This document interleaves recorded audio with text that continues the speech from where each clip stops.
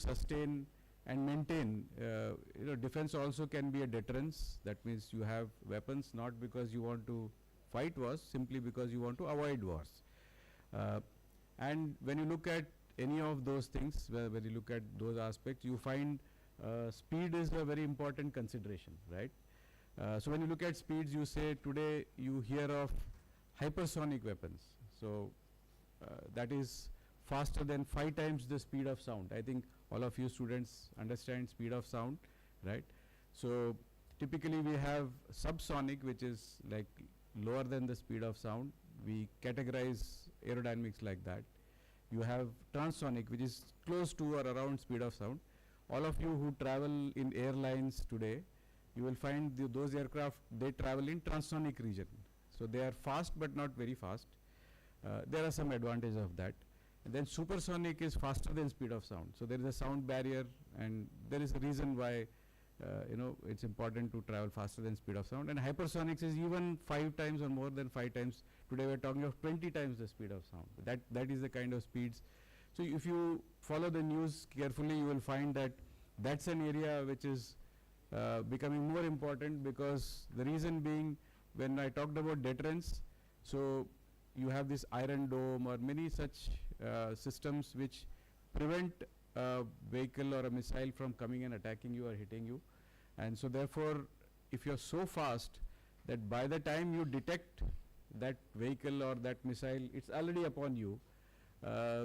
So then it's very hard to protect yourself, right? So that's why hypersonics is so important. You've heard of artificial intelligence, many other things, AI, machine learning. These are all interesting buzzwords, but they are also becoming important, because with those technologies, it's about speed, right? You can do things faster with a machine. Routine things you can do much faster with a machine, with a computer, than you can do otherwise. So that's why machine learning and artificial intelligence is so important, especially in defense. You will expect to find it being used in such manner. I said speed again, so anything with high energy, even if it is not explosive in nature, anything which is very high energy is also of importance to defense. So you will find high energy weapons which just by virtue of its kinetic energy can create a lot of destruction. Okay, so you have these meteorites which fall. So if they are big enough, then they have mass, and big enough mass, and they come with high velocity, they come from outer space, and they can potentially create a lot of havoc on Earth as well. So similarly, high energy weapons are important. High energy weapons can also be in the form of lasers, for example. Now it's becoming more and more important, or more and more critical. So those are all technologies which are related to speed. So anything fast, anything having high kinetic energy, has great potential for destruction, and so therefore it's of interest to defense.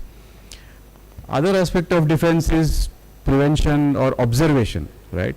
You need to know from where the attack is coming, what type of attack is coming, so that you can prepare yourself. So there is this element of surveillance. So you will find many of these aircraft, vehicles, they are all made for observation.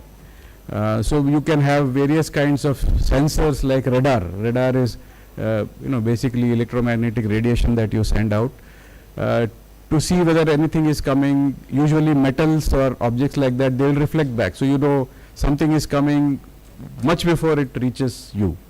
So you have technologies in defense related to observation like radar. You have also special types of radar which is like day and night operation. We call it SAR imaging. Also just by virtue of observing, all of us now use mobiles a lot. So we do a lot of communication, right? So if you are in a dense forest and you want to know whether there is somebody else around there, so just by observing whether there is communication going on, even though you may not actually detect what is being spoken or transmitted, you can know that there is some human activity there and things like that. So that is also of importance. We call it communication intelligence or electronic intelligence. So you have sensors which pick up these things. So these are just pure observation based things. Sometimes we are able to decode those messages also, and we get to know a lot about what's happening. Aircraft which fly at higher altitudes, at medium altitudes, and for very long periods of time, they can also observe. You can have various sensors, you can have cameras, you can have these radars, you can have other kinds of sensors picking up activity and things like that.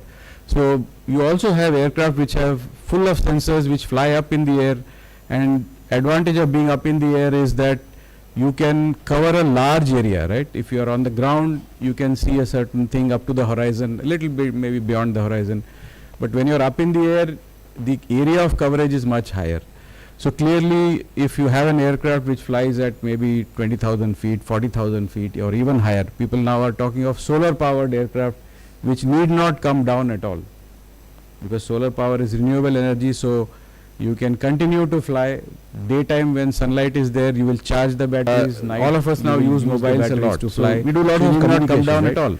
So that is like persistent surveillance. That's what we call it. That means you are there all the time for a long period of time. Whereas any other aircraft has got fuel inside. So when you burn the fuel, you have to come down, refuel, and go up. So in that duration, you are not observing, right? So you may have to send another aircraft to observe. So all of us all the technologies which are coming, we do a lot of communication. This integrates many things. All of us now use mobiles like solars, battery, all of those things, all of those technologies today. So also same thing would happen to you if you are driving a two-wheeler or a four-wheeler. You have to be aware of the situation around you. So there's a lot of these kinds of things which become important for the defense applications, where a lot of signal processing, data processing, we call it multi-sensor fusion. Also, how to present it to the pilot so that they are not confused. So this is communication intelligence, not just for military, it's also important for civil applications. So you have sensors which pick up these things. So these are just, you don't want to crash into another aircraft which is flying in the space. So this is broadly, I would say, surveillance area. There are lots of these technologies which become important. Then today everybody wants to be able to attack but not need to go too close to the enemy, right? So we call it standoff weapons, which means deep from within your territory. You actually don't have to go anywhere. You have very long range missiles. Recently we heard of ballistic missiles. If you are following the wars which are going on, you have drones flying hundreds of kilometers across the border, coming in from deep within their own territory. So therefore you don't have to risk yourself, but you are able to create damage far away. So this is another aspect of standoff, what we call standoff weapons. Very long range drones, very long range what we call loitering munition, which have got explosive in it. So it can go detect the target automatically using AI, and once it is commanded, it will go and destruct itself. So it's a kamikaze or suicidal drones. So these kinds of things, long range missiles, drones, they're all becoming important. And this is all part of what we call asymmetric warfare, which is basically means that even a country which is relatively not that powerful can use these things to disrupt the situation, because these are small vehicles, very inexpensive, easy to make, you can make in large numbers. So this creates even if a very powerful country is your adversary, you can create a bit of trouble for them as well. So all of this behind that is lot of autonomy. Autonomy means the vehicle is able to control itself, vehicle is able to fly on its own, vehicle is able to take decisions on its own. So there are levels of autonomy. You have heard of Google has made some self-driving cars and things like that. Not all successful, but people are really trying to make many things autonomous. That means they fly on their own, or they control themselves on their own. Decision making is at their own. So there are levels of autonomy. So there is supervised autonomy could be there, where some human is in the loop. They are giving the final command, or they are observing and then doing it, or the vehicle or the particular robot is completely autonomous, which means it is able to take all its decisions. Today we are still not at that, but a lot of interest is there, because it will give a lot of benefit to defense to have robotics. You have nowadays, for example, there are some jobs which are very dangerous or dull and things like that. So like for example, keeping a watch on the perimeter of any organization, any institution, that also you have to be alert all the time, but it's almost nothing happens most of the time. So it is not very easy to keep your attention at peak value all the time. So such jobs can be done by robots which are more autonomous, which are able to take decision. They are able to go around the perimeter on their own. There is no need for somebody to sit and continuously control that. So robotics and autonomy is another aspect. And one more aspect of that is stealth. Stealth means you hide yourself.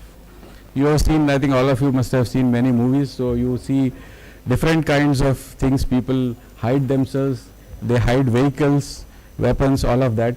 So nowadays it has reached a level where aircraft also can hide, in the sense that I talked about radar. So you can basically prevent the reflection back, so that the enemy is not able to know where you are and what you are up to. So that stealth has now come not only for aircraft but also for bigger vehicles like tanks and so many other things, and there are technologies associated with that.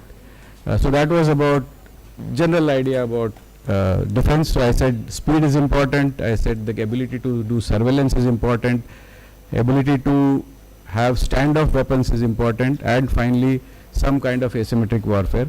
Coming to space, you have all heard the exploits of the ISRO. I'm sure there will be a lot more to be discussed. But we have ambitions of going to moon, not just sending Chandrayaan but also manned mission to moon. We have ambition, we have sent mission to Mars, we have sent a solar mission now, Aditya is already there. And so there is a lot more in that, and eventually we will have a space station like many the International Space Station. So those are all our ambitions. So with that, just brief introduction on defense and space, the aspects which probably will be highlighted, I'm sure, by all the experts who are here.